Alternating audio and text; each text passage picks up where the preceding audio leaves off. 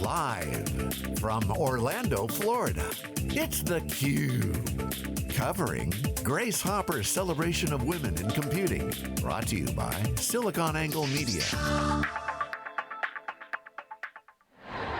Welcome back to theCUBE's coverage of the Grace Hopper Conference here in Orlando. I'm your host, Rebecca Knight, along with my co-host, Jeff Frick. We're joined by Erin Yang. She is the VP of Technology Product Management for Workday. Thanks so much for joining us. Of course, thank you for having me. So tell us a little bit about what you do at Workday and what are the most exciting projects you're working on right now. All right, so I lead up our technology product management team at Workday. And so for those of you who might not have heard of Workday, we are a leading cloud provider for financial management, human capital management, and analytical applications. Been around since 2005. I've been there for the last 6 years, and I would say the technology is such an exciting part of the company and one of the things that really drew me there. So a lot of people don't know the original story around Workday, but when we started, we had this amazing mix of really experienced leaders who had been in the enterprise space before, who had built a lot of these products before, combined with cloud technologies just taking off. And no one had really done the HCM in the cloud before, financials in the cloud. And so they were able to completely start over. We like to say with a clean sheet of paper, right? With new technologies, but having experience in the industry and build from there. So we have a single technology platform that powers all of our different applications, and that's the part of the company that I sit on. You're really in the core technology that's driving the application. Exactly. Which is why your technology, not HCM or one of the other stacks. Correct. So like the things that my team really looks after are security, integrations, our infrastructure, the common data model, and the common workflow that goes across the different applications. And the fact that we can have a single platform that connects all the applications makes it so much easier for our customers. And that's really been the philosophy of the company, which is customers first.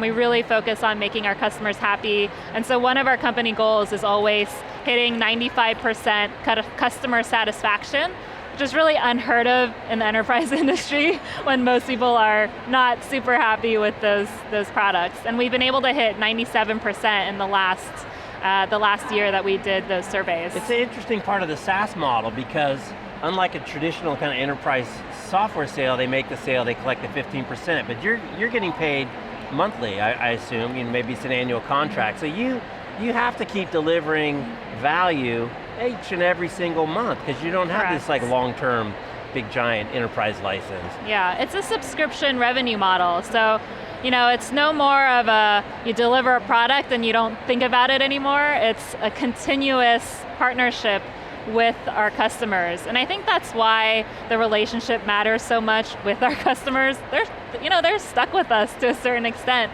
And we want to make sure that they're happy, that they're getting the value that they wanted out of the product. And then we can also grow with them. And so one of the interesting parts of our technology is that we actually abstract the application and business logic from the technology itself through a metadata language that we've built out internally. And so we've been able to swap out our persistence technology, change the way that we store data, scale our transactions without our customers even knowing it. So that's kind of one of the beautiful parts of the way that our architecture was designed. So it's the architecture, but then what else are you doing to hit that 97%? I mean, what are you doing that it's the key is empathizing with your customer? Right. We spend a lot of time with our customers. That's one of the big points. It's almost every single product, every single feature that we build has a design partner program where we literally are with our customers, understanding what their pain points are, and figuring out how can we solve those pain points in the product. And then the fact that we're pure SaaS, so we just have one version that every customer has. So if we're improving the product for one customer, we're improving it for all of our customers. And so we're able to just focus on that single version instead of splitting our attention across old versions and maintaining old systems. Yeah. So shifting gears a little bit to Grace Hopper specifically, yeah. You talked about before we turned on the cameras that Workday made a big investment in Grace Hopper this year and you brought a huge contingent of people. We did. I think it's interesting, I think a lot of people know that there's a lot of hiring that goes on, but I don't know that everyone knows kind of as a development opportunity where companies bring large contingents. So I wonder if you can speak to one, kind of what is the value that you guys made this investment in this show around people that already work for Workday? Yeah. So, I mean, ultimately we're here because at Workday we really believe in diversity, being good for our business, being good for our people. You know, it helps us make better decisions, helps us build better products, we're more creative, and it helps the bottom line. I think there's a lot of research out there now. And so at Grace Hopper, we think this is the best way because it's such a big event to improve all aspects of the talent pipeline. So it's not just the hiring coming in from college, which we are definitely doing, but it's also bringing, we have over 130 employees who came here from Workday, and all walks kind of in their career, so some newer, more junior people and some more experienced people.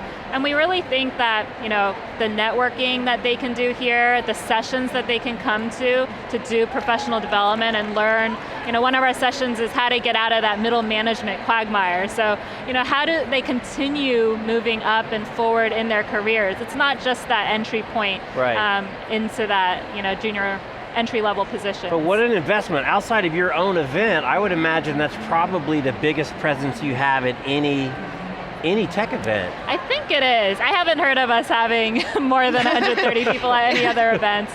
And it's a big investment, especially because our big customer conference is next week. So, sorry, Workday Rising. We're all busy with that, but this is an important enough event for us, both for college recruiting, both for professional development, and for, like I said, building that network, even within the women here who are at Workday, because we're a bigger company now, and this is a good opportunity for us all to strengthen those relationships. And we have 8 employees who are speaking in sessions, and that's a great experience as well. Right. To get up on stage and to build your presence, learn how to speak and communicate, and challenge yourself in that way. What would you say have been sort of the biggest challenges in your career? And you're someone who grew up in the Bay Area, went to the same high school as Steve Jobs, Stanford graduate, working in this industry for a while now. What would you say, what you've learned along the way in terms of overcoming challenges? I think I would say that I've had I've had a lot of opportunities kind of growing up, and I would say some of the biggest challenges though are the impressions that people might have of you that you need to overcome. Okay, and interesting. so, for me it's like first you start off as a female, and so people think you might be leaning towards certain areas. And so starting from when I was young, I got a rush out of defying the expectation that people had of me, and maybe that's how I have ended up to where I am today. But I liked to surprise people. But some people don't like that, and so I can see that being a challenge for some women if they're saying, I really like math and technology and science, and if they get some odd looks or even just a lack of support, they might start backing off and start thinking they may be better suited for something else. But for me, I actually really liked the challenge. It made me more excited to overcome that and say, hey, I can be a woman, I want to surprise more people. I want to get into Stanford and do electrical engineering because that's not going to be the expected path that others have of me. And I want to show that I can do it. And it's been really nice to see more and more female role models who have stories like that, because then you start making it more the norm, so that if someone really is hesitant on whether they should or shouldn't be going down that path, that they see other women who've been strong and achieved many things, that they were able to do that. Before the cameras were rolling, you were also talking about your experience at Workday and the mentorships and the sponsors that you've received, the sponsorships that you've received. Yes. Can you tell our viewers a little bit more about your experience? Yeah, I mean, I think that's been a big part of my journey at Workday. So I started off, I was a product manager for our collaboration team. It was my first time doing product management only 6 years ago. And I had my manager at that time, he really believed in me, and combine that with the fact that we were at a fast-growing company. We were only 900 people at that point. I told you we're over 7,000 now.